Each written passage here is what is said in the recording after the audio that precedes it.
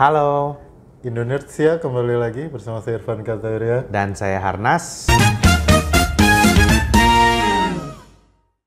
Gue selalu tunjukin, kalau orang nanya kenapa Indonesia ibu kotanya pindah ke pulau yang namanya Borneo gitu ya. Nah, peta ini adalah peta titik gempa di Indonesia. Itu volcano aktif dong. Terus dia bilang, terus kenapa kalian bikin universitas di kaki gunung yang aktif gini? Terus bilang, satu, ini adalah institut pertanian. Jadi pertanian biasanya memang dekat gunung, karena lahannya subur. Yang kedua, mau di mana lagi? Kemarin ada yang bilang katanya, untuk mengatasi masalah ibu kota bikin jalan tol baru tuh semua orang, woi. Gue pernah tinggal di Kalimantan. Pernah tinggal di Kalimantan ya? SD gue di Samarinda. Waktu itu mainnya ya Samarinda, Balikpapan, Samarinda paling ke Tenggarong, gitu, kota-kota kayak gitu. Tenggarong tuh ibu kotanya ya, yang ada Kutai Kartanegara itu kan? Sekarang Kutai Kartanegara kan, kalau dulu mah kan masih Kalimantan Timur semua gitu. Iya. Itu gue tinggal di sana itu di akhir abad 20-an gitu. Tahun 1980. Oh, itu yang lu cerita kalau ke tamu ke rumah orang dikasihnya teh sama susu ya? Tapi kalau gue bilang berarti teh susu akan jadi minuman nasional IKN. Kalau ditanya kapan tinggal di sana, terus gue bilang tahun 1980-an akhir gitu, itu orang kayaknya nggak kebayang seberapa tua. Jadi gue selalu menyebut itu akhir abad 20. Menjelang akhir abad 20 gue tinggal di sana. Jadi ya gue kebayang sih, maksudnya setelah sekian lama ya gue pernah juga ke sana lagi dalam waktu yang tidak terlalu lama yang lalu. Kebayang sih artinya gimana sih Kalimantan itu, kan banyak orang Jakarta nih yang nggak kebayang Kalimantan tuh, bayangin itu masih hutan, masih wah pokoknya orang tuh kemana-mana pakai perahu panjang gitu. Terus enggak sih, maksudnya Kalimantan tuh ya sama majunya dengan kota-kota lain di Indonesia, di Jawa lah. Misalnya kalau lu orang Jakarta terus lu pernah misalnya ke mana, Cirebon gitu misalnya, atau ke mana ya, Blitar gitu, atau ke Semarang gitu, ya suasana wise lah tidak sejauh itu bedanya gitu maksud gue di kota-kota seperti Samarinda, Balikpapan dan lain-lain. Jadi gue yakin ya IKN, gue belum pernah sih kalau ke IKN. Kebetulan kalau yang mau ngundang boleh.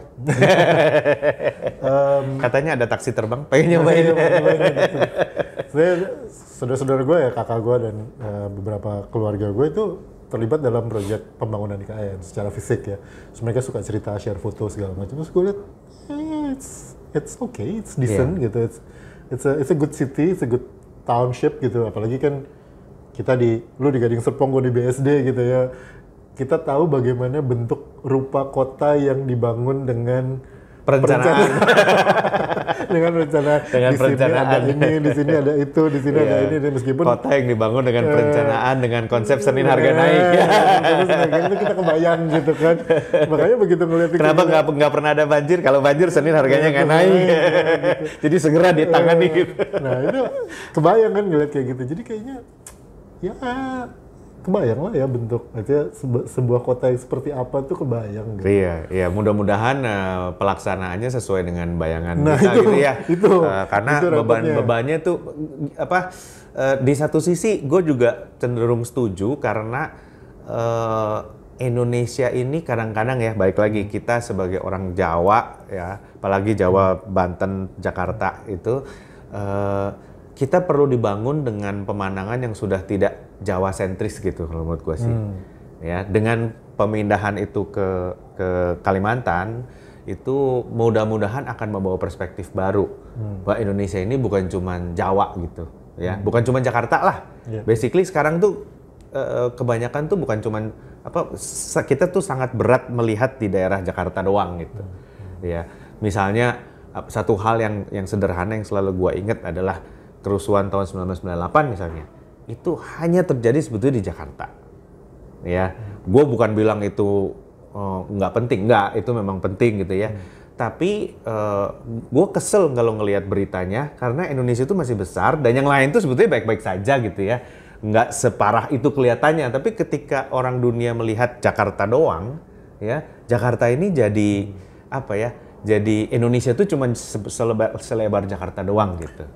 Ya, dan itu yang gue berharap terutama dari sisi pemerintahan. Makanya gue setuju banget pemerintahnya pindah Karena pemerintah yang orang pertama yang harus punya pandangan Indonesia secara Indonesia. Gitu loh. Jangan Indonesia tuh cuman sebatas dari Kebon Jeruk sampai ke Depok gitu loh. Indonesia tuh dari Sabang sampai Merauke gitu ya.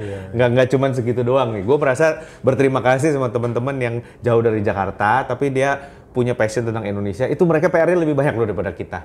Karena kita menikmati gitu ya. Tapi banyak kepentingan-kepentingan ya.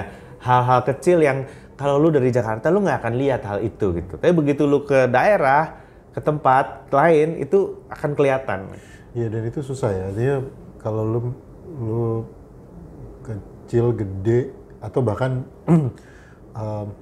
kuliah di Jawa ya, mungkin orang Kalimantan, orang Sumatera gitu semuanya, lu kuliah di Jawa, terus bekerja di Jawa, bekerja berkantor di Jakarta, terus jadi orang Jakarta gitu.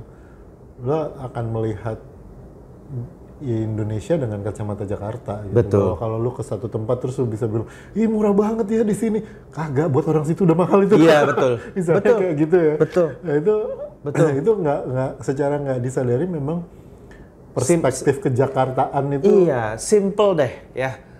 Budget makan siang anak sekolah gratis adalah 15.000. Iya kan? Tadinya ya, nggak tahu sekarang. Nggak tahu sekarang. Ya, gue mau sebut aja nih ngaco. 15.000 deh gitu ya. Itu di Jakarta heboh. Iya kan? Dapet apa? Mana dapat apa-apa. Padahal di Bali itu ada namanya nasi jinggo itu 5.000. Udah biasa makan itu 5.000. Itu buat makan siang makan malam buat gue sih cukup gitu. Iya kan? Dan tapi karena saking kuatnya perspektif Jakarta itu, semua orang langsung nyerang itu, dan Jakarta itu balik lagi kota metropolitan, akses ke internet paling bagus, netizen paling banyak gitu kan.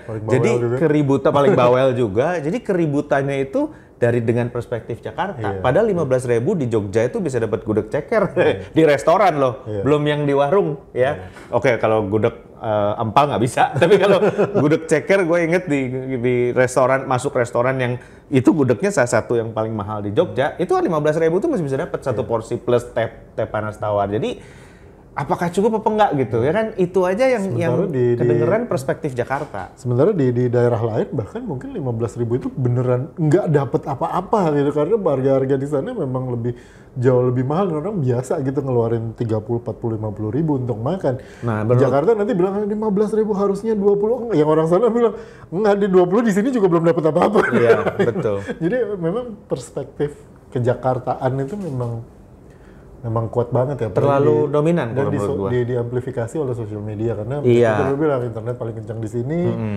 Orang yang paling banyak sosmedan juga di sini, jadi seolah-olah opini negara itu ya ditentukan di Jakarta. Betul, gitu. Betul. Gue sampai pernah dengar orang daerah gitu ya, dari pulau lain ya, yang melakukan sesuatu gitu ya. Terus gue tanya, kenapa lu melakukan itu gitu? Dia bilang, ya karena Jakarta gitu Pak. Dia bilang gitu. Saya ngikutin Jakarta. Loh, gue bilang, kenapa lu harus ngikutin Jakarta? Daerah lu kan punya identitas yang berbeda. Dia bilang, Pak, gue nggak pernah lupa nih petani ini ngomong, Jakarta itu adalah cermin tempat daerah berkaca, dia bilang gitu. Kalau Jakarta begitu, gue ikutin begitu. Meskipun budaya gue sebetulnya nggak begitu, gue ikutin karena di Jakarta begitu. Saking kuatnya perspektif Jakarta itu ya, sehingga kita yang orang Jakarta ini udah nggak kerasa lagi, Van. Tapi kalau ngobrol sama orang daerah itu sangat kuat. Dan menurut gue lama-lama nggak adil juga kalau semua orang dipaksa melihat melalui kacamata Jakarta. Nah, policy maker-nya kan duduk di Jakarta nih, pindahlah dulu gitu. Mudah-mudahan policy maker itu begitu dia pindah ke situ, dia tahu daerah itu sebetulnya butuh apa sih.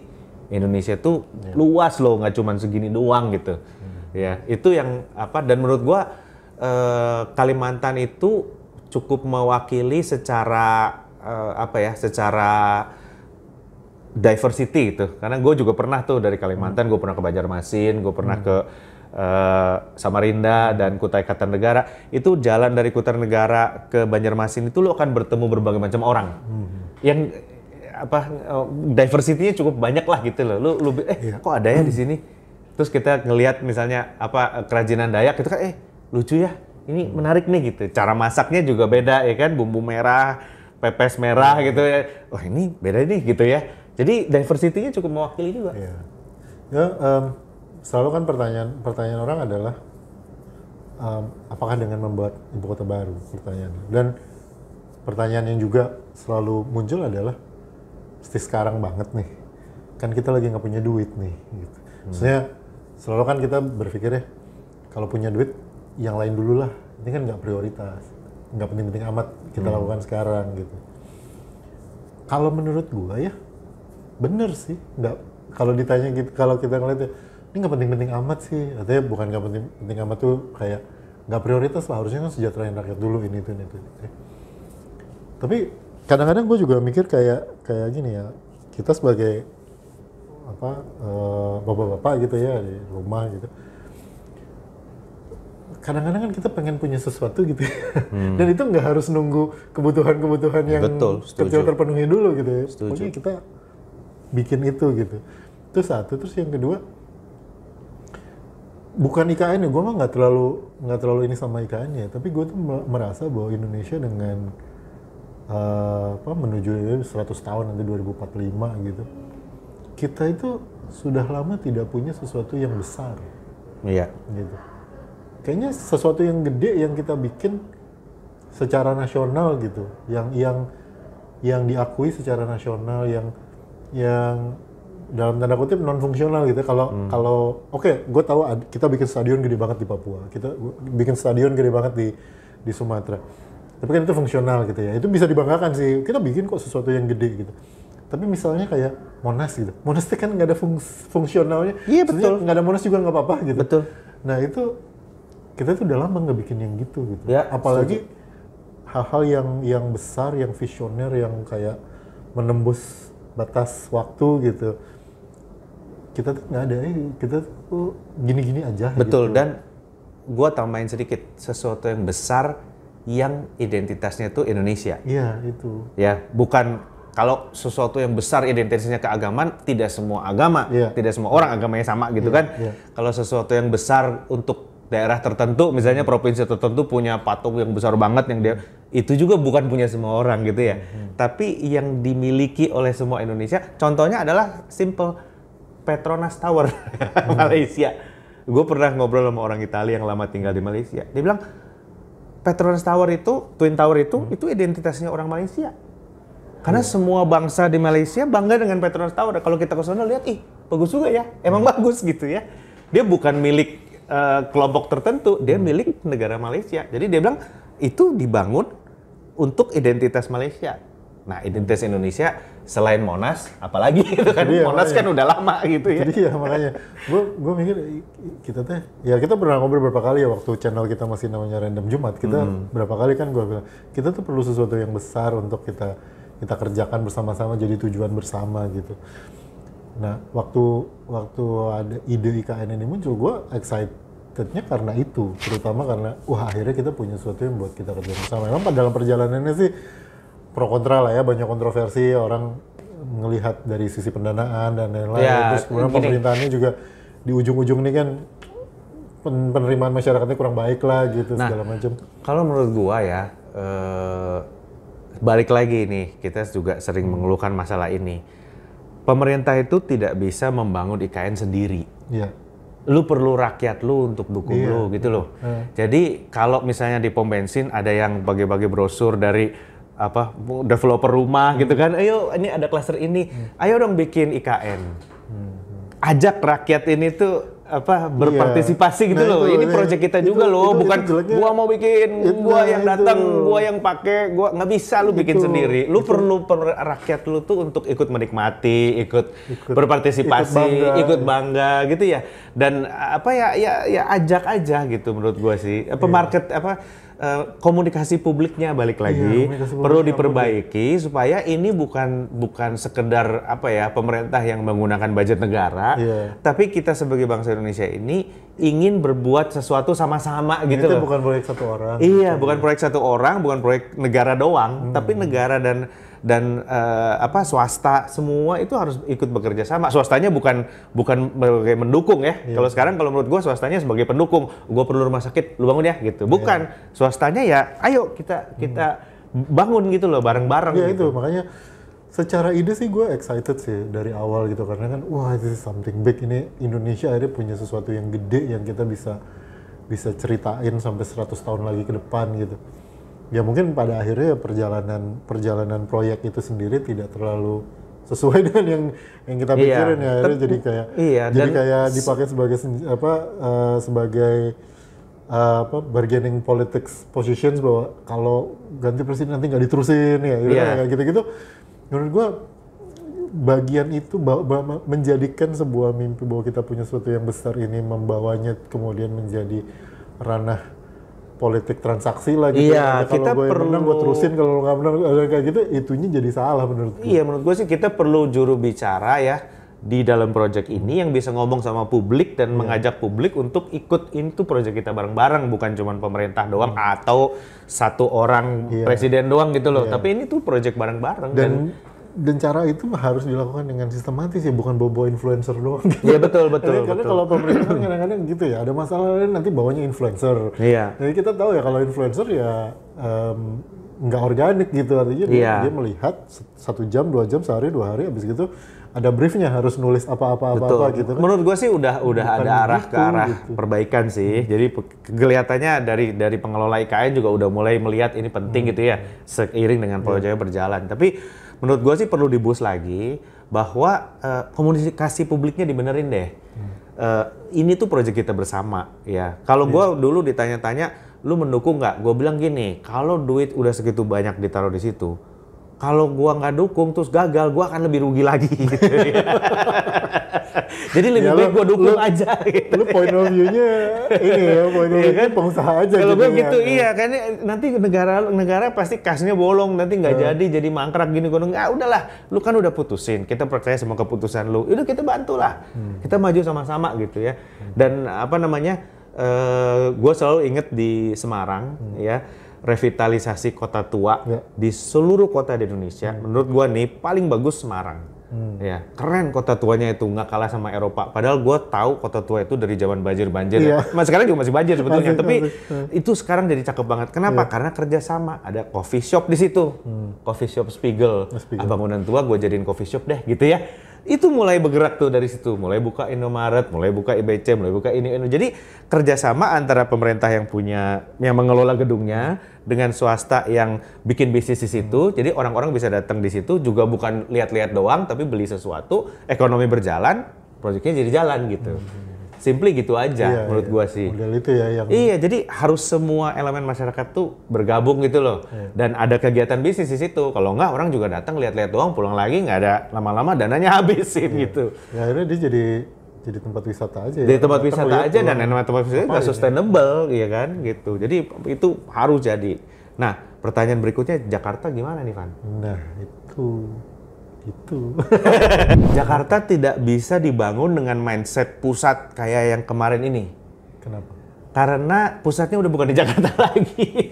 Kalau gue dari kemarin mikir, apa ya kota yang bukan ibu kota tapi masih punya identitas gitu ya.